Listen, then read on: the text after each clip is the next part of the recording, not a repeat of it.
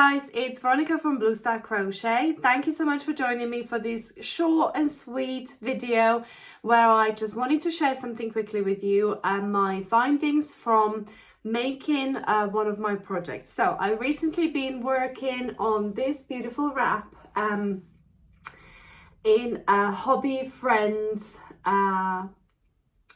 wheels yarn cakes. So they look like Schapiers Whirlettes little yarn cakes. So as you can see, I used 6 different colors, but the reason I'm making this video today is because I just wanted to point this out to some of the makers out there who might not be aware of this. Every single yarn ball you buy, whether you buy from the same place and you buy the same yarn, it will never ever be the exact same weight, exact same length, okay? I know they sell the yarn balls as 100 grams, 50 grams, but it will never be dead on the same amount of yarn. So this is something that you need to consider when you're making larger projects, okay? Items like sweaters, cardigans, ponchos, or anything like that. If the my patterns always kind of give you yardage or how many meters, the estimated quantity. But the reason I always say is to buy an extra ball of yarn, okay? It's much easier to buy an extra ball of yarn while you're buying the large quantity because of the different dye lot numbers. So yeah, or you might end up doing what I actually did when I was making a cardigan for my husband. It was in Stylecraft Special DK in the color graphite, and obviously I needed to track down the exact same dye lot because it would have been quite a difference. So I was ringing around all the UK yarn companies trying to track down the dye lot. So if you can, always buy an extra ball of yarn, even if you don't think you need it. You never know whether you might. Don't kind of leave it real close. If, if there is only something like 30-40 meters left from the yarn quantity that the pattern calls for, I would always buy an extra ball of yarn. Trust me, you will save yourself a headache. You'll save yourself another postage charge if you have to order an extra ball. So, but the reason I'm making this video is because I was making this wrap and as you can see, I added a fringe onto the end. So both ends have got fringe.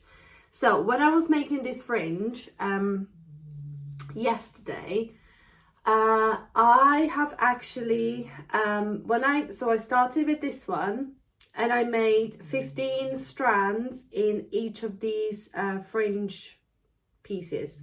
So there's 15 strands of yarn in each of these pieces, and this is how much yarn I have left from that yarn cake. Literally that much. And I apologize if you can hear my dog snoring, but literally that much. That's what I've got left from the entire yarn cake, okay? Then I moved on to the next one, which is this like a grayish, and I made, again, each of these fringe strands have got 15 strands of yarn, 15 individual pieces of yarn. And after I did this grey one, this is how much yarn I had left. So what a difference that is between the two yarn cakes. Now they both would have said they're 100 grams. They both would have said they have, I think it's 400 meters in the 100 gram yarn cake, okay? So, but look at the difference. Just to say that each of these sections, right, has got same amount of stitches, same amount of rows, okay? So I didn't do more with one yarn on the other. Of course, you have to kind of take tension into account that, maybe, I was crocheting a bit tighter with this one and a bit looser with this one. But when I lay the wrap flat on the surface, it doesn't kind of pull anywhere or it doesn't push out anywhere. So the difference in tension is literally negligible, in my opinion, okay? Like I said, if you make 2 double crochet stitches within the same row, one double crochet stitch might take more yarn than the other. Okay, so it's never going to be dead on the same for double crochet stitches, but like I said, when I straightened the wrap out onto the floor, because I thought, okay, is it me? Is it my tension? Is it the way I'm crocheting? But the size, the finished size of these two sections is exactly the same. And I think that this kind of difference in yarn leftovers is a bit crazy, okay? Again, I just dropped it, sorry. Again, moving on to the next color. So then it came to, and this is another thing, then it came to this like a bluish grayish one here. Again, each of these fringe strands have actually got 14 strands of yarn, because I didn't even have enough in that yarn cake to create 15 strands in each of these fringe pieces. Okay, so I kind of started cutting 15 strands in each of the fringe pieces, and when I got to, because I need 7 on one side and 7 on the other side, so after I cut 13 13 fringe pieces, I thought, well, I need another one, another piece for one more row. So I then actually had to go and take off one strand out of each of these to make up the 14th fringe piece. Okay, so yes, crazy, I know. So like I said, this one, this color, I had that much left. Then we move on to that color, I had that much left.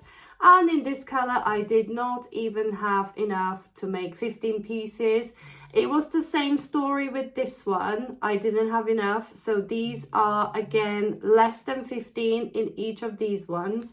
Then we move on to this darker teal color. And again, look how much I've got left. Okay, so this is how much I've got left.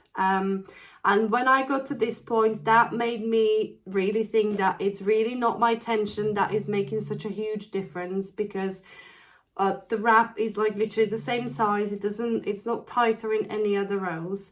And then for the last one, I managed to do 15 in each of these fringe pieces. And I think the last one only had 14 yarn strands in this fringe piece. But because this is my starting color, I'm obviously going to take into account the foundation chain, which is obviously the reason why this color, I would have used more of this color. So this is, I believe, 360 chains, foundation chain, and I started with this color. So I'm kind of taking into account that I probably would have had more than enough to create equal fringe pieces for this dark color, but because I used some of this yarn for the foundation chain, it obviously I obviously ran out. So there you go. That's today's findings of finishing this wrap. And like I said, there's fringe on both sides. And yes, although the fringe pieces aren't dead on the same for each color, because obviously you can see that I did not have enough for some colors, and then like quite a big leftovers with other colors. Well, not so much with this one.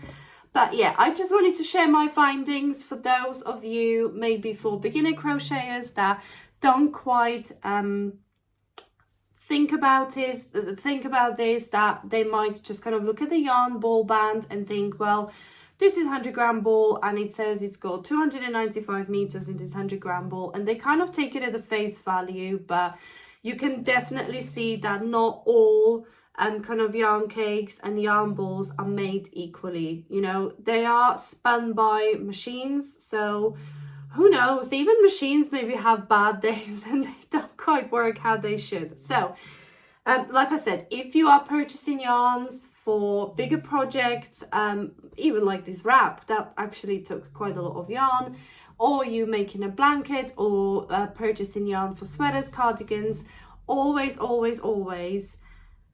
purchase an extra ball, and yeah, you will be thankful that you did. So thank you so much for watching, and happy crocheting.